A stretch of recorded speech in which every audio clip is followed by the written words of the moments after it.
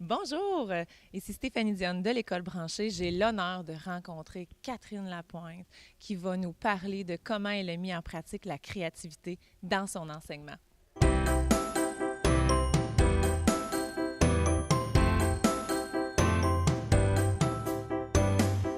Bonjour Stéphanie. En fait, moi j'enseigne depuis 15 ans. Je suis présentement à l'école Cœur-Vaillant-Campanile et puis je suis aussi créatrice du projet Photopoésie sur Twitter, qui est une combinaison croisée de deux arts, la photo, la poésie. Les enfants vont publier des poèmes sur Twitter et c'est un espace libre où ils vont pouvoir prendre les thèmes qu'ils veulent. Les parents vont pouvoir participer aussi. Puis je suis créatrice aussi de Pixel Tag et Défi Multi avec Julie Chandonnet, que j'appelle ma sœur pédagogique. En fait, on n'enseigne pas dans la même école physiquement, là, ni dans la même commission scolaire, mais on fait des projets collaboratifs sur Twitter. On initie les projets, puis il y a plein d'autres classes qui participent, des classes francophones. Des fois, c'est des classes de France, de Belgique, beaucoup du Québec aussi. Donc, c'est ça, c'est de dynamiser l'enseignement, de sortir du cadre, d'offrir un peu nos idées aux autres, puis de voir qu'il y a plein de classes qui participent. Il y a plein d'élèves qui sont lus, parce que c'est souvent en lien avec la lecture, l'écriture, parfois les mathématiques aussi. Donc, c'est ça. Moi, c'est un peu la délinquance créative dans ma classe. Wow! Mais là, dis-moi, est-ce que ça a toujours été comme ça dans ta classe? La créativité a toujours pris le premier plan dans les projets que tu réalisais, là? Non, au départ, ben, je pense que quand on sort du bac, on veut, en tout cas moi, je vais parler pour moi. Je voulais bien faire et je ne m'étais pas trouvée comme enseignante. Tu sais, mon OK. identité professionnelle, je ne l'avais pas encore trouvée. C'est-à-dire que je faisais un peu ce qu'on m'avait appris. Pas que je le fais plus maintenant, mais je le fais autrement parce que je me fais confiance. Je suis dans des zones de confiance et aussi d'inconfort. Parce que j'aime prendre des risques avec mes élèves ou dans mes approches. Donc, non, ça s'est transformé avec le temps en rencontrant des gens euh, très inspirants pour moi, qui ont eu une influence dans mes valeurs pédagogiques.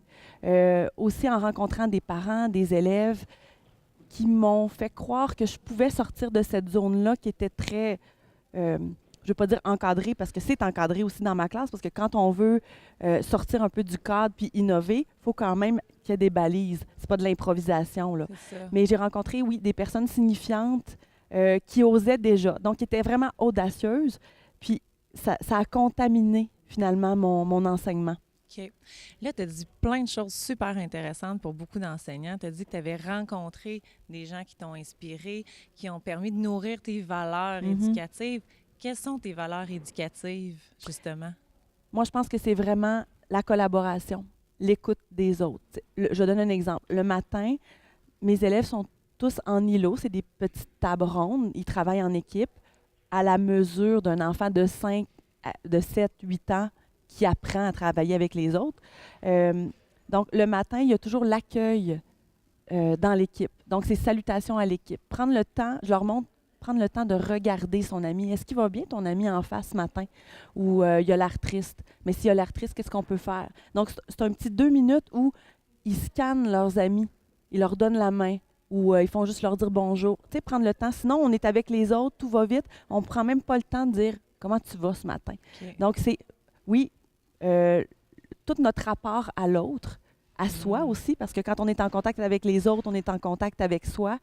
Euh, Tout ce qui a attrait à l'empathie, à la collaboration, à la résolution de problèmes, aussi, je pourrais dire, à la créativité. Si moi, je suis créative Ouais. dans la classe, je laisse de la place aussi à la créativité des élèves. Donc, je leur laisse des espaces, des moments. Je leur laisse aussi leur façon de m'expliquer le monde. Ça peut être en me proposant des projets ou une façon d'amener des projets. Donc, c'est avec le temps que j'ai appris à me faire confiance, puis j'ai appris à me connaître là-dedans. OK. Puis avec l'écoute que tu avais pour les élèves, leur désir aussi de réaliser certains projets, c'est comme ça que tu as bâti un peu les projets qui aujourd'hui circulent sur Twitter en lien avec la poésie. Parle-nous donc un peu de comment cette idée-là a germé, puis comment tu as décidé de la mettre en place dans ta classe, en sachant que ça allait déstabiliser un peu ton approche, mais qui Oui, allait faire des petits qui allait être satisfaisant là, pour tes élèves et pour toi. Oui, ce que j'avais remarqué, c'est que quand les élèves écrivent, ils écrivent souvent pour faire plaisir à l'enseignante. Donc, puis on arrive avec un thème déjà imposé.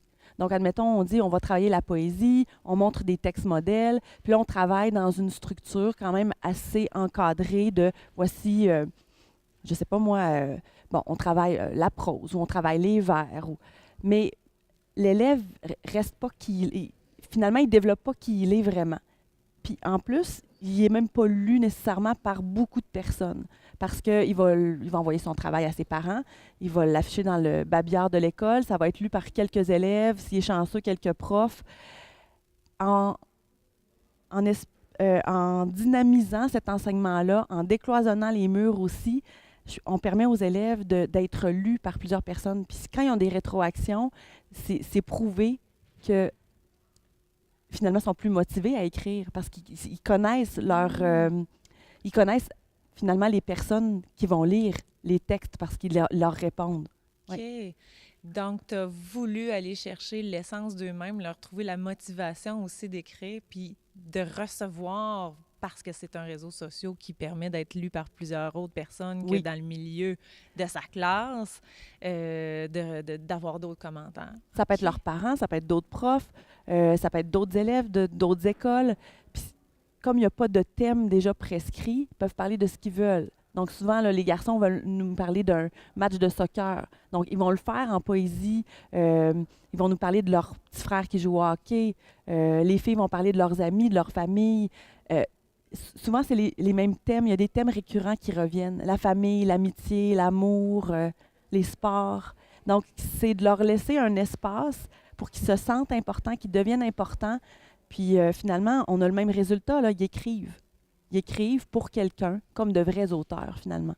Puis, pourquoi la photo? Parce que souvent, un élève n'a pas d'inspiration. Il peut déjà prendre une photo, il a son cliché, puis ensuite, il peut aller écrire. Donc, il y a différentes façons, différentes approches. De faire venir les idées. Oui. Avec une image, ça les inspire, ça les aide à débuter leur idée, leur rédaction, puis après ça, ils publient. Mais là, si on veut te suivre sur Twitter avec tes élèves, puis de s'inspirer de ce que tu fais, qu'est-ce que les enseignants peuvent faire? Bien, on suit notre compte qui est élève CVC2, parce que CVC, c'est pour Cœur-Vaillant-Campanile. OK. Et puis, ben, ce qu'on publie sur notre compte Twitter, c'est tous nos projets collaboratifs, toutes nos correspondances avec d'autres classes, les tweets classes qu'on appelle. Puis, souvent, on va partager des pratiques gagnantes ou des projets intéressants. On va s'inspirer des autres. Donc, il y a beaucoup de donner et recevoir sur un réseau. Le réseau, il devient pédagogique parce que nos intentions sont pédagogiques. Donc, si ils veulent nous suivre, ça va nous faire plaisir. Puis ce qu'on veut, c'est interagir. C'est les contacts humains un peu partout. C'est les liens qu'on tisse avec les gens sur le réseau. OK, merveilleux.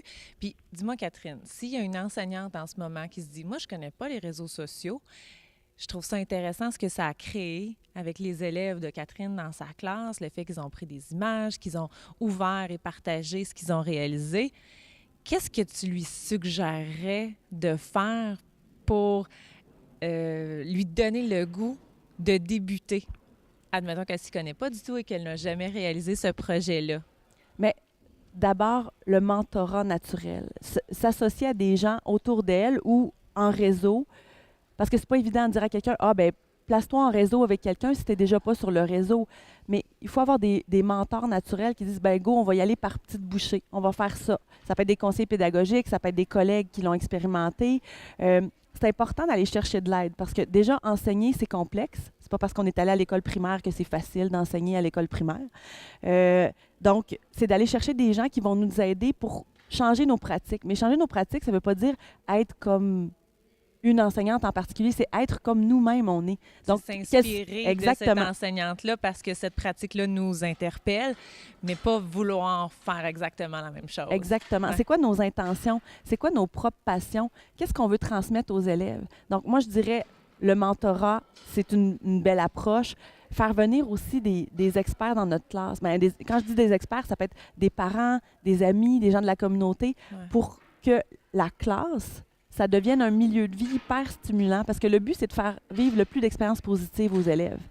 Donc, ces moments-là, ça va devenir des prétextes à trouver des filons pédagogiques, des intentions pédagogiques pour partir des projets. Parce que je pense pas qu'on peut se faire un guide, une bible de voici les projets. Moi, je serais pas bien là-dedans. Souvent, la plupart de mes projets, je les ai pas planifiés. Ils arrivent comme ça, puis je me laisse porter par l'inconnu ou ce qu'il y a d'imprévu. Okay. Ouais, des idées des élèves ou des parents ou de l'actualité.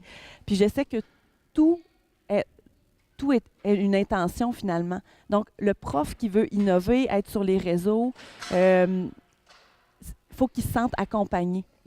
Puis, pour ça, c'est d'aller accrocher quelqu'un qui a déjà un peu plus d'expérience, puis qui est généreux, qui est prêt à lui donner du temps.